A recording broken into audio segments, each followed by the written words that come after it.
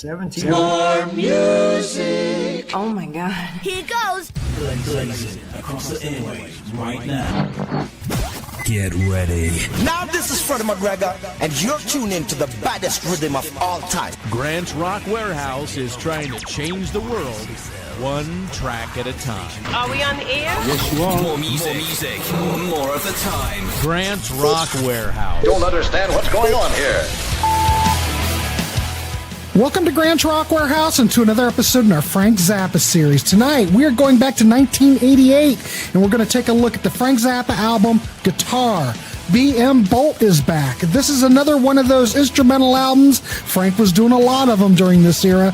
We want to hear from you in the chat. We're just trying to turn you on to stuff, so here we go. Serving up riffs hotter than Hellfire Chili with a beer chaser.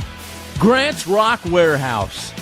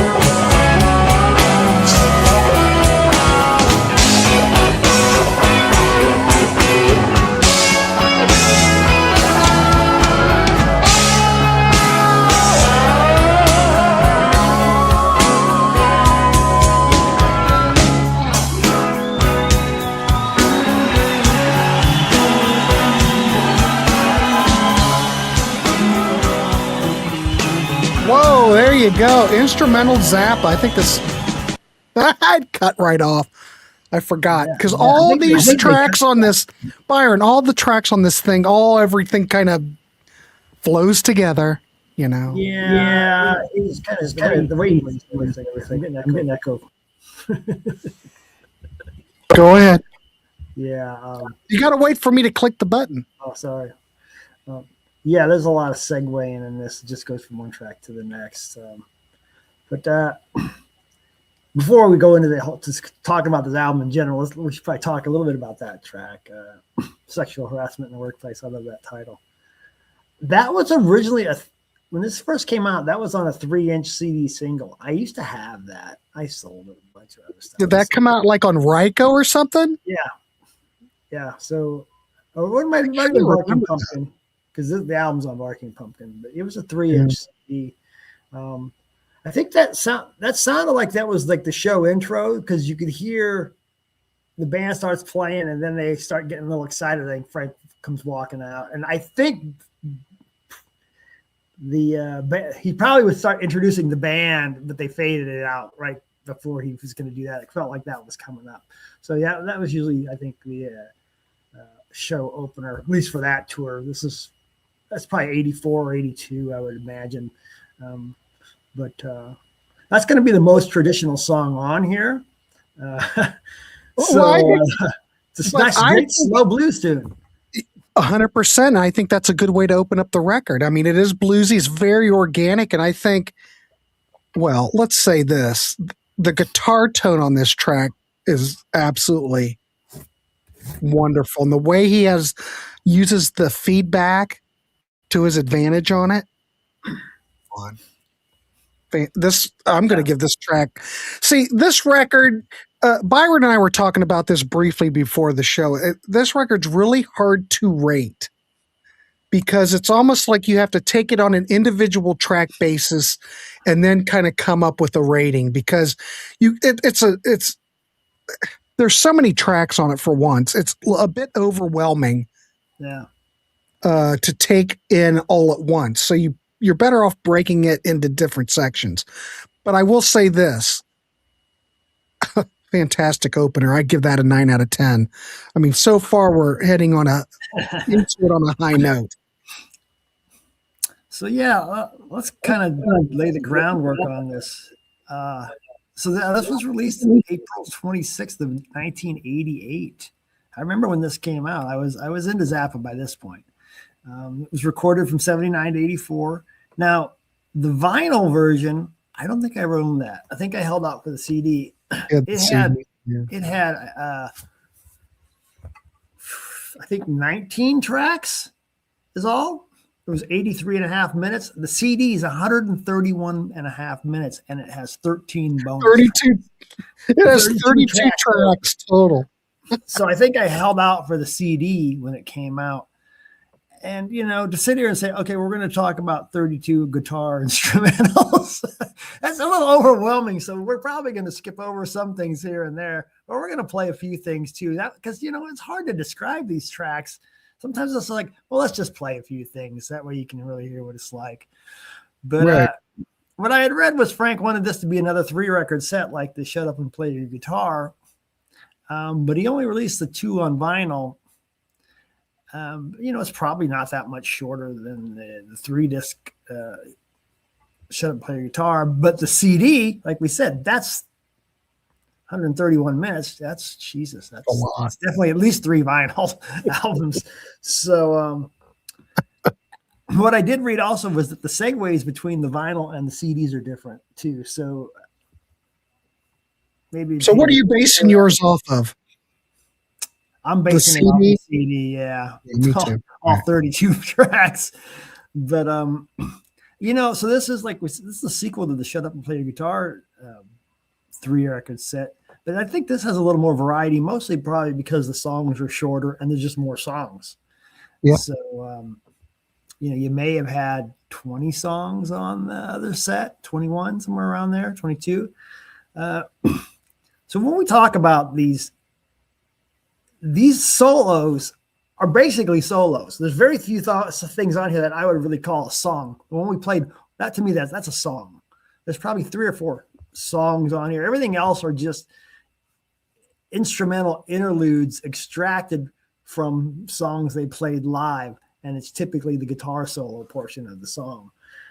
And most of these are just like pedal note vamps where the bass playing is providing that pedal note, and then and I think Scott Tunis is probably the only bass player on here. There might be one or two other bass players on just a couple songs, but he's really almost a star of this thing because he says Frank says, okay, we're gonna do this kind of vamp or whatever, and he would change it up from show to show.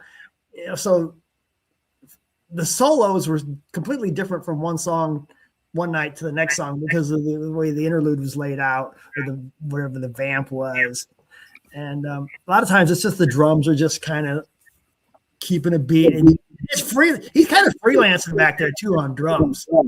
And but your guitars and keyboards are mostly just kind of giving a little texture here and there with some chords and some various strumming to give it a certain rhythm. But anyway, a lot of what you're going to hear, or some of what you're going to hear, you could probably find on bootlegs, or that you can't do that on stage anymore series, because those have the actual songs where this is just the guitar solo pulled from those songs. So there is some of that going on here. Well, I'm just curious, Byron, how do you look at this record though? Based on the idea of it, just pulling guitar solos off, do you think that this is just like I think it comes off well and it's well done, but it just seems like, I don't know, it kind of gives me a bad taste in my mouth because it's almost like let's just cut a bunch of guitar solos and put them out on a record, almost like a contract obligation thing or something, but it's not. No, I don't look at it that way at all, because how do you look at it? With most guitar players, if they did this, it'd be the same freaking thing. Mm-hmm. No, it wouldn't be. Okay, let me give you an example. There's a song called "Let's Move to Cleveland," which hasn't been released up until this point by Zappa when this came out. It ends up getting released, I think, on the "You Can't Do That on Stage Anymore." And actually, I think it's on no. Okay, anyway, that song hadn't been released till later, and there's 7 different solos extracted from that song. And I don't think any of them are the same. So how many guitar players can release the guitar solo from 7 different songs and they're completely different from each other? Even not just the solo, but even the backing is different in most cases. It's just so it's kind of cool in some ways that everything is so unique on here. No solo is ever the same. And he may reuse the vamp occasionally, may not, and they may change up a vamp based on the key or the tempo. So you just never knew what you're going to get on here. And like I say, it's 32 songs, and there may be a couple things on here that are similar, but for the most part, they're not. All right. But I'm just saying, if you're a casual fan and you look at this, you might go, this I think, is much more for the Zappa fan, the Zappa enthusiast, the complete. Yeah, but then, you might be a Zappa person who only likes this type of stuff as well. Some people don't like this part of Zappa. Some people love this part of Zappa. There's so many different Zappa genres, and it's just, some people just like the comedy. Some people like the classical. Some people like the guitar stuff. Some people like the jazz. So, yeah. What did Ken say there? Byron, I'm not sure you saw my post last show, but Zappa released 39 studio and 71 live albums. That's a ton of albums. There's got to be more than that by now, though. Probably, because they keep cranking it out. Yeah, I know. So how are they going to do all those? How are they doing that now? Because didn't the Zappa Family Trust sell everything? Maybe they still have. I think that they didn't sell it, but I think that maybe. I thought that they sold it to Universal. Yeah, but I think maybe Amit is. Don't get started on the whole. The kids are all. I don't know if they've ever angry at each other. I don't know if that's ever been resolved, but Amit may have some creative say on what's getting released and what's not. Because I think he might still work with getting things organized for releases, and so I don't think he has the final say, but they probably use his input. But I don't know. I'm just speculating. Okay, here we go. Trey says Amit consults with Universal. Okay, great. I think this Trey guy knows what he's talking about. He should be on here one of these days. Now, Bobo, though, the Mofo 4 CD set is, well, I've got it, and it's in that kind of, I should have pulled it. I didn't know it was going to come up. If you get, that is a must-have. You've got to have the 4 CD set because it's all of Freak Out stuff. You get the mono mix, you get all kind. It is a fantastic set. I didn't know that was out of print because I bought mine, 3 years ago, maybe, off of the Zappa website. I think you can still get the 2 recently, but I think the 4 was out of print. The 4, it hasn't been out of print that long because you were able to get it. I haven't. Look, see, once I go on there and I buy it, I don't care if I'm not going back there to look. Okay, here we go. David said, sold to Universal. Joe Travers is still the Vault Meister. Yeah. Yeah, I wasn't sure if Joe was still working with him or not. I see some interviews with him occasionally on YouTube. Well, Kathy Moon just put a book out maybe a year ago, and Dweezil he's touring all the time. But yeah, Amit and Diva were giving bigger shares of the estate, which caused some problems with the other 2 kids. Well, maybe because they had the least going for them. I don't know. It was probably because they had the least going for them. I'm just reaching here. But anyway, all right. Anyway, let's keep moving. What do we have next? Let's play another track. Were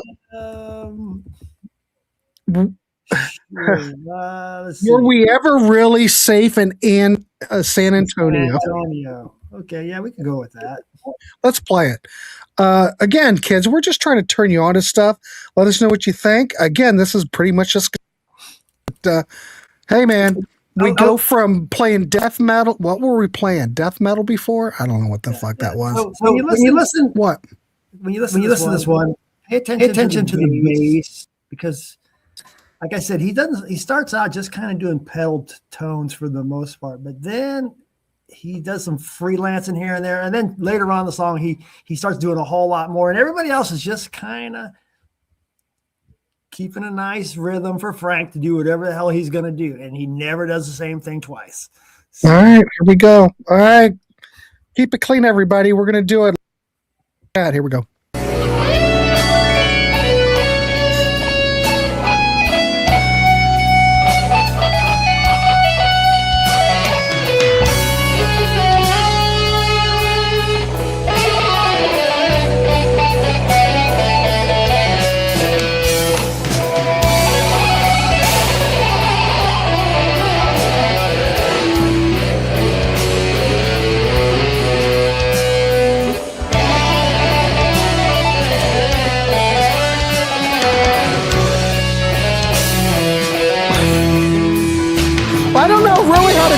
I don't know what genre it was.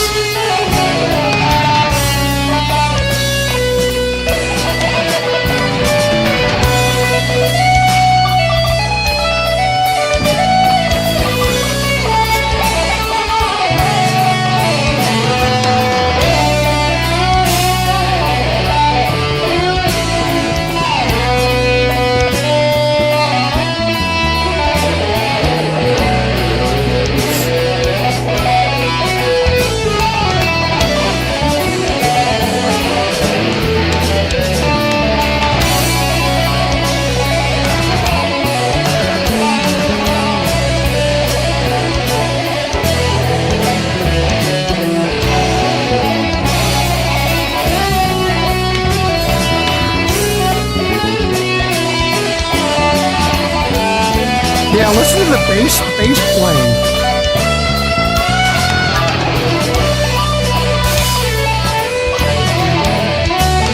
Okay. Sludge Doom Stoner. Okay.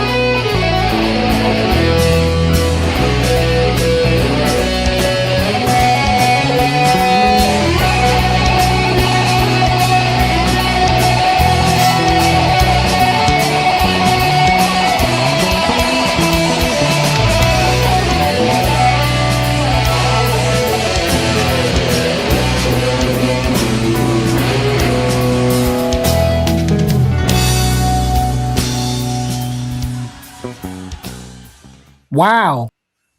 It's definitely a Strat because he's using the vibrato arm on it. So, yeah, that's definitely the Yeah, Strat. he goes pretty crazy with that vibrato arm once in a while. And, but I guess it's every song, he will never play the same solo twice. And he tries to mix up the accompaniment from night to night, so no show is ever the same. But there's some other cool tracks. At least we're still on the first disc here, but like this Inagata Stravinsky, which comes from the "Let's Move to Cleveland" song, where they're basically, he starts out with the bass doing the Inagata Davida, and the rhythm guitars are just kind of off doing their own thing, and that's pretty good. Then after a while, everything just kind of goes haywire in that track, but I like it a lot. Song that's not really reggae, which comes from Whipping Post, the Allman Brothers Strong, and it isn't really reggae, but there's so much stuff on here. There's solos extracted from Zoodalures, Drowning Witch. Like I said, 7 tracks from Let's Move to Cleveland, and we get a version of Outside Now, the original solo, and we know that from Joe's Garage. That was where it originally came from. That solo is extracted from The City of Tiny Lights, which is a great song. Another on the first Shut Up and Play Your Guitar box, there was variations on the Carlos Santana secret chord progression. I think it's just basically C to G, C to G, and that came from City of Tiny Lights. There's another version of that on here called that old G minor thing again. So we won't be playing that. But yeah, if you want to move on to some of the second disc, we can play the next track we selected. Orin Hatch on Skis, I think. Yeah, that's the next track. I am going to ask Bobo, you saw Walkerman and with Holdsworth. What year was that? Because I saw Holdsworth play Stashes in Columbus, and I think it was 86. Wow. And he was playing the Syntax. Was he playing a Syntax when you saw him 85? And I can't remember who was playing with Holdsworth. I just remember Alan Holdsworth being there. And for the life of me, I can't remember who was playing with him. Didn't that one keyboardist play drums for him for a while too? God, I'm drawing a blank. He's a great. I just remember keyboardist. The only thing I can remember, kids, is going into Stashes with my buddy, and Alan Holdsworth is just sitting at the bar drinking beer, and no one's bothering him, no one's talking to him. But I'm going to my friend, and I'm going, Keith, isn't that Alan Holdsworth sitting at the bar? And Keith goes, yeah. And I remember him going back through, because where they would bring equipment in was through the back of the Syntax, and they'd bring equipment in. And I remember he just kind of had his guitar sitting. It was weird. I can't really remember. Well, so on this he was playing a Syntax when I was there. This is 86, and there's the Syntax. This album has Wackerman on some tracks, but it also has Gary Husband on a couple tracks. That's the guy I was thinking of. Tony Williams is on here. Jimmy Johnson, not the football coach or the race car driver. But yeah. So 86 is any of those guys probably. But I think it was 80. I think it was 86 when I saw him because that was right. He was using the syntax then. And no one bothered him. They just let him drink. He was drinking like Guinness or something heavy duty. Beer. He's a big English beer drinker. And he was sitting at the end of the bar. People just let him do his thing. No one bothered him. And I just thought, holy crap, he's just sitting there. But he was fantastic. Didn't Pete Pardo tell a story where he went to see Holdsworth and he went to some like buffet right next to the bar before the show, and Holdsworth in the buffet line and he talked to him? I think that was Fish from Marillion, I think. Okay. Those two guys. It was either Marillion Fish or it was Holdsworth. I can't remember. But wasn't Holdsworth he was a beer drinker, wasn't he? Yeah. He loved beer. Ales, I think it was. Yeah. Mm-hmm. And that's what he was doing. And I just remember sitting there and it looked like a Guinness. Had a nice head on the beer and he was just hanging out. That was weird. All right. Yeah. See, when I saw him at Stashes though, it was just him. And Stashes is a really small place. Well, it was. They tore it down to build a strip mall type of stupid ass thing. And Stashes was iconic. A lot of great bands had played there. Nirvana played Stashes. I can't imagine them tearing it down. But anyway. We had a place here called the Ranch Bowl. Ask Webb. Yeah. He played there, he said. Webb has played the Ranch Bowl? Webb played there. And it was a bowling alley with a club attached to it. So they weren't playing on the bowling alley or anything. But they had all these great shows. They got torn down for a Walmart about 20 years ago. Walmart. Jeez, really? All right, kids. Well, we've yapped enough. Let's keep going. We're going to play Orrin Hatch on... Again, let us know what you think. Let's do it.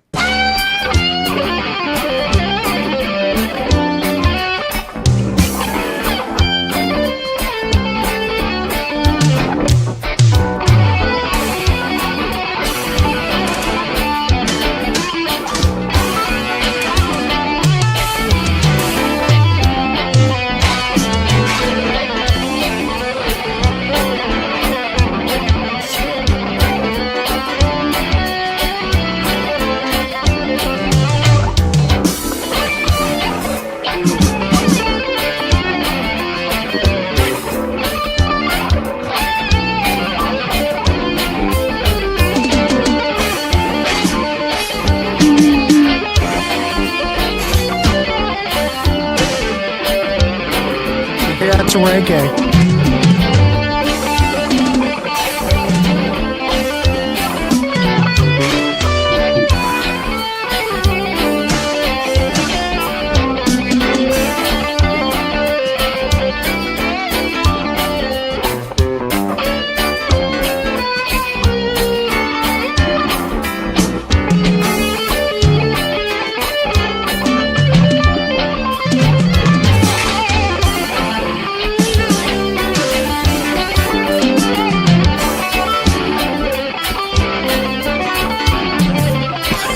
Yeah.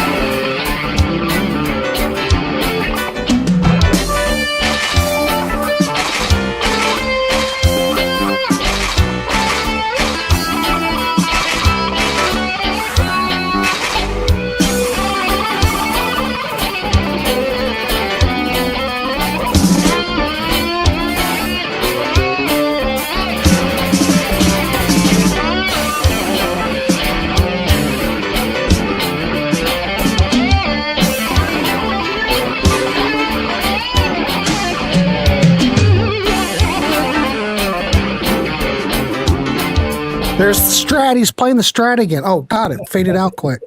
These tracks, these solos just kind of come and go, kids. You got to be careful.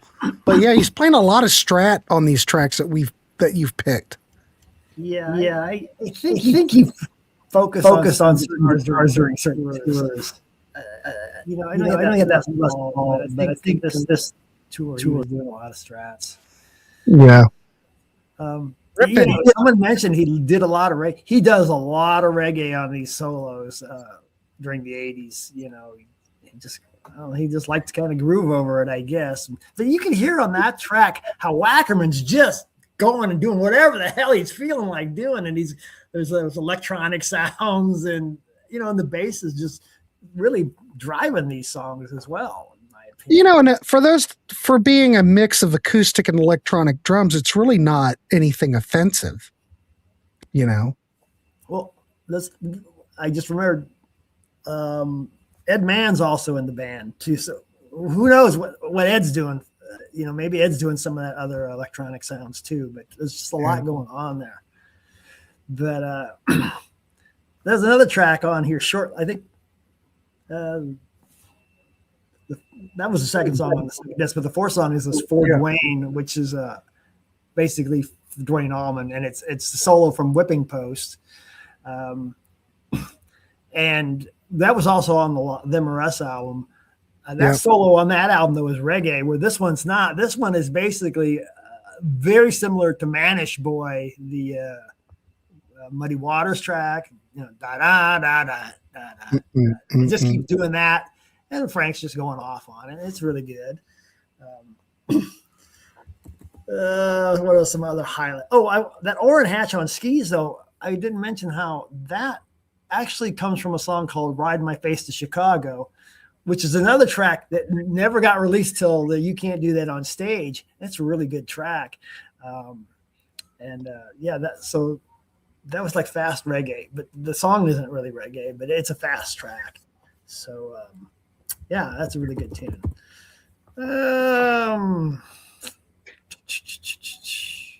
You know what? I was looking at this and I was trying to do some research.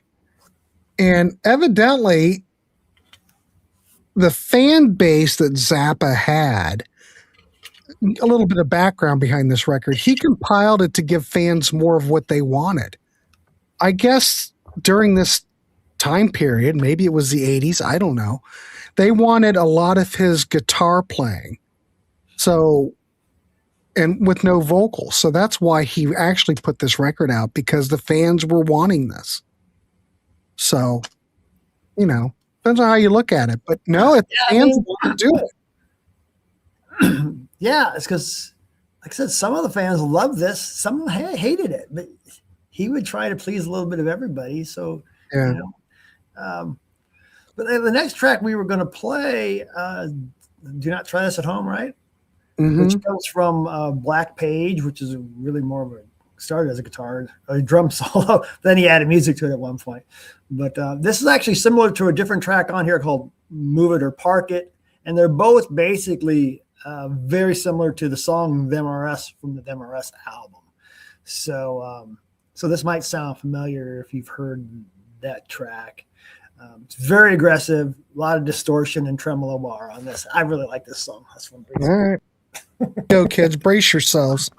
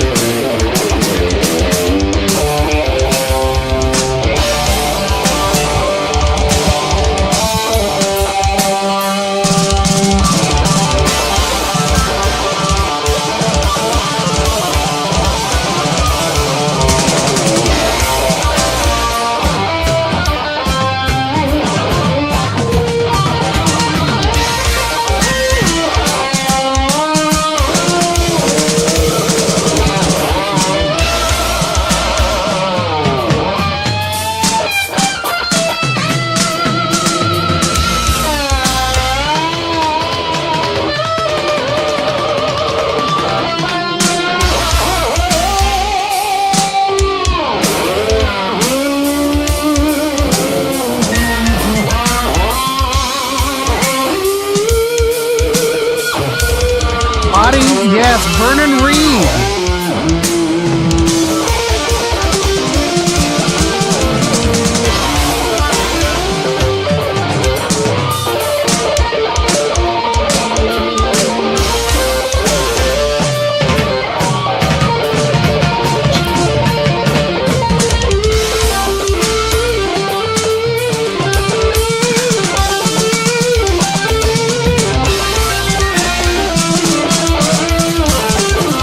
Like organized chaos.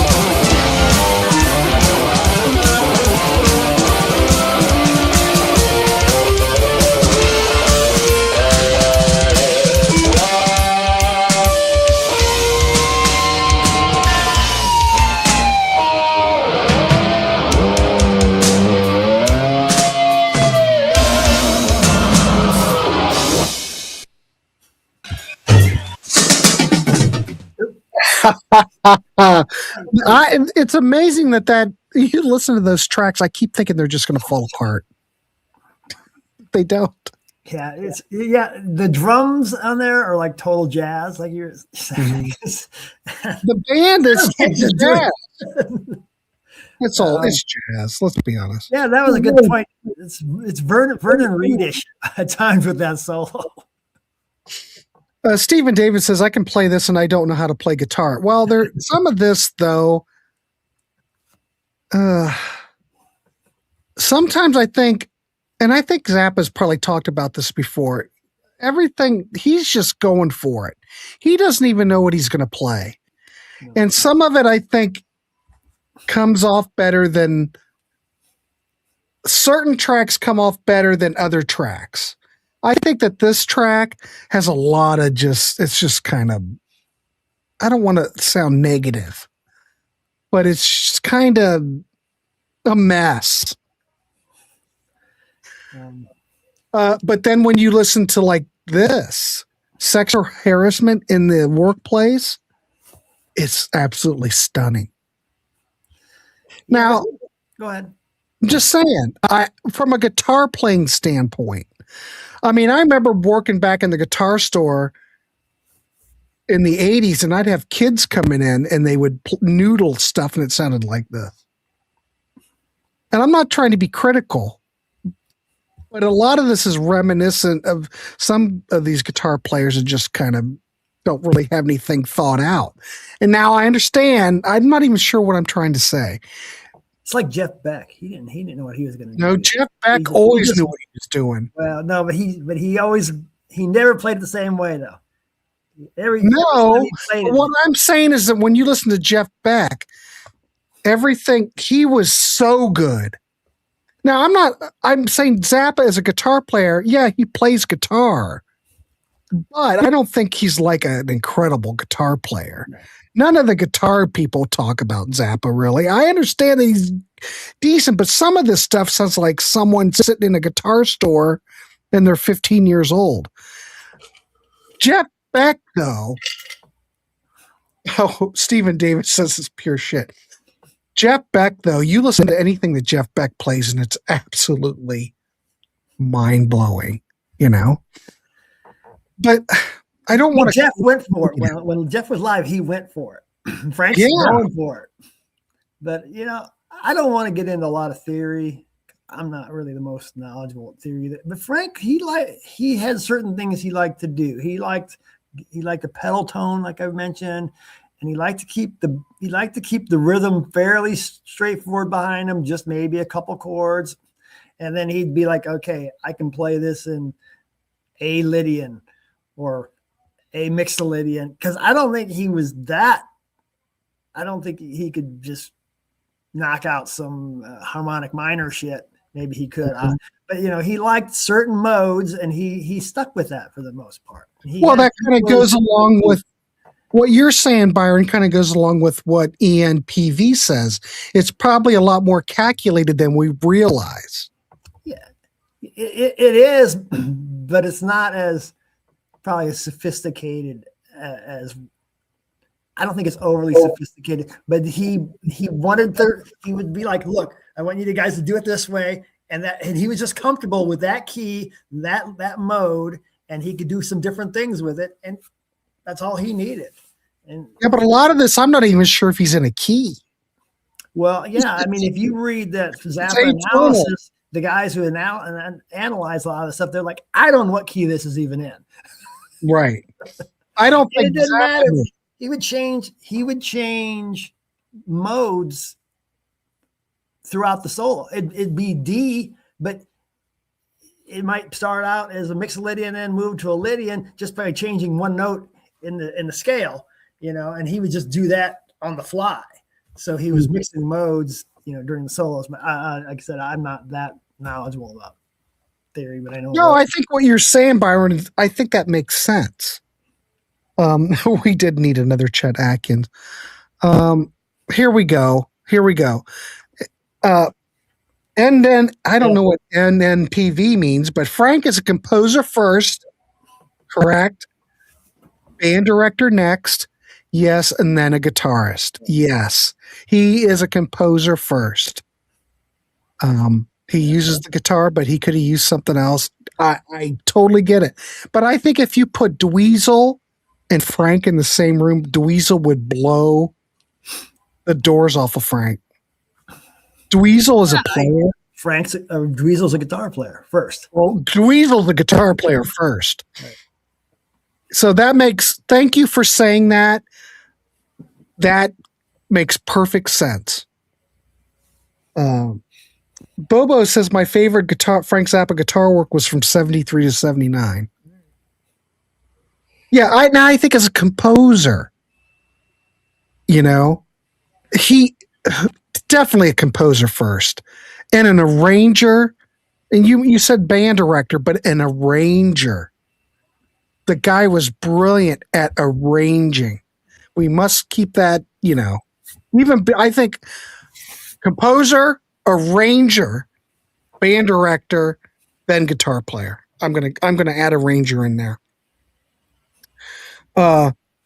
Trey's right. Dweezil would blow the doors off of most. And that's funny. Dweezil, I wish the guy got more credit because he's a brilliant player. Byron, you agree 100%, don't you? Well, I've seen Dweezil 4 times now. Yeah. A great player. I mean, yeah, he can imitate his dad, but he can go way, way beyond that too. But he can go way beyond it. Yeah. Mm-hmm. But if you go see him, it's like listening to Frank, but better, because he does things that Frank wouldn't even play. I mean, he's his own stunt guitarist, where Frank needed a stunt guitarist because he just couldn't do a lot of this stuff that he would write. So. Logic says the Dweezil Zappa interview talking about his first time he met Eddie Van Halen when he was a kid is incredible. Yeah, because didn't Frank reach out to Eddie and Eddie popped over to the house? Yeah, and gave him some lessons, I think. Gave him some lessons or something? Well, I mean, what would it be like you're 13, 12, 13, whatever, and you got Steve Vai hanging out at your house all day long while you're trying to learn how to play guitar? Like, you had Vai there teaching him too. Yeah, well, he had the best. Although he might not. I don't even know if he was really playing much when Vi was still there. Now, think about it, but probably was just starting out. Yeah, I'd have to check the timeline on that.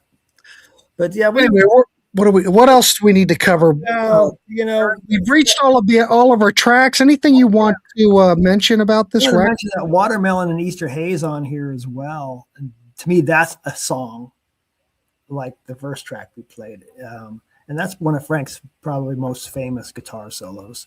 It's a wonderful track. And I didn't want to talk about all 32 songs tonight. And I think, well, it's a lot. We've gone, 45 minutes or so. So, I'm going to give this an 8. All right. Give it an 8. Well, we already had Stephen, who was in here earlier, who left. He gave it an 8. Byron gives us an 8. Let me look of the tracks that I scored. Like, what did I put? Watermelon and Easter Hay. I gave that I had to give that a 10 out of 10. I guess that's from Joan Beach in 84. That's pretty fantastic. Republicans. Gave that an 8 out of 10. It was hard for me to do this. So based on, I'm looking at all my scores, I would have to say.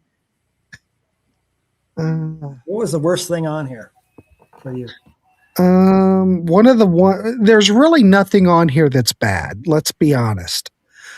But some of the ones that I didn't think were so hot, Inagata Stravinsky, I gave that a 7.5. I mean, it's playful and humorous, but I don't know. It was all right. Things that look like meat. But I thought it dragged a bit. But I didn't give anything less than a 7.5. Wow. Well, to be honest, it's all pretty good, even though, but like everyone in the chat put it in perspective.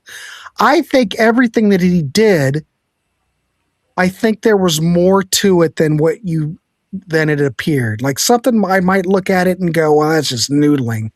But I think it was designed that way, you know? I don't know. I guess I could give this. But then again, I keep looking at it as a money grab. But then again, the fans wanted it. I just need to be fair. I think I'd be happy giving this an. I guess I could give this an 8.5. Wow. Well, you got to think about the reasons behind this stuff. You know, and think about the band that's backing him on all this stuff. Is he really the star of this, or is it the band that's backing him up? The bass on here, the drums. You know what I mean? As players, They're tight. they're tight, and they can follow Frank. And for some reason, how I don't know how it works, but they are able to keep it all together. So I guess I can give it an 8.5. I'm going to give it an 8.5. What the hell? Okay. Kathy's given this an 8. Bobo's going, look at Bobo. Freaking Bobo gets it. Jeez. See, people like it, man. I tell you. Guys, my back ears needed a rest from the B Mac attack. You okay, Webb? You all right now? He had to go mow. That clears his ears. God, that would wreck my ears. I don't know how much mowing one can do, but Webb seems to mow every day. Logic said, I saw Frank 6 times in the 70s and seen Dweezil twice in the past few years. If you get a chance to see Dweezil, don't miss it. All right. Let's see. Anybody else have okay. David is coming with a 7.5. You know, Byron, we're looking pretty good on this record. A lot better than the last one. He's given this a 7.5, and he says shut up is a 10. All right. Ladies and gentlemen, Cape Cod Ken, who is probably walking out on the beach in Cape Cod right now, gives a 7.75. Here we go. Alex is coming in with an 8. This record's faring pretty good. And MTV goes a 9. Wow. I'm really kind of surprised. Two Wired Nuts, 8.6.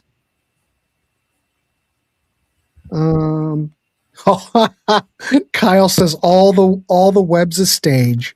I never saw a man that liked the most so much in my life. It must kill him in the wintertime. That's all I can say. Ladies and gentlemen, Kathy's going to leave because her dogs need to go to the toilet. Well, Kathy, be careful. All right, let's see what we got. I think we're done. Let's calculate what we've got, and we've got an 8 point. Comes up with an 8.3. That's higher than I rated it. I know. What would you think? How did you think people would rate this record, Byron? I don't know for sure. I didn't really give it enough time. I pulled my 8 out of my butt tonight because I hadn't really given it a whole lot of thought. That's what I gave the other guitar series. So they're about the same to me. Okay. All right. Fair enough. All right. Well, kids, I guess we've done it. Another Frank Zappa show on the books. So Byron, what's next? Show number 50 under our belt. It's like show 55. What are we looking at next? I think we're gonna go with that. You might have that already, Jesse. I do believe I have that already. I think we're gonna go back in time too, and just throw this one in for the hell of it because we didn't. So we'll do both of them. Yeah, we'll do both. That's this fine. is just a live album. A lot of this. It's got a few things on here though that had not been released before. So we'll go through it pretty quick. But yeah, that Let's Move to Cleveland's on here. So, and what's new in Baltimore? Hey, yes. So there's some pretty cool stuff on there. You have that? I do not have it, but I will have it. It's a live show from New York. There's a video of it too. I think I've got it on a beta tape. Oh, you do? Yeah, I had a beta. Well, the hard way, yes. Yeah. Those are. Yeah, I will have it. So don't worry. I will be ready. I don't know when that'll be. We'll probably, it's mid-June. We'll probably do it mid-July. You going on any trips, Byron, that I need to know? Mid-July, we're going to be in Montana, Glacier National Park, I think. And then late September, we're supposed to go to Italy. Oh, my God. I don't know about that. But she's already booked the flight, she said. So I guess I have to go. I guess you're going to Italy. Yeah. All right. It is what it is.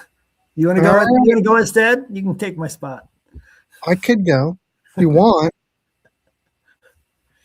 Yeah, it's good for me. You're supposed to want to go to Italy. I hate long vacations like that for like 12 days or whatever. That's a long one. It's good for me, man. It's good for me. It is good for you. You're a lucky man. All right, kids, we're going to wrap this dog up.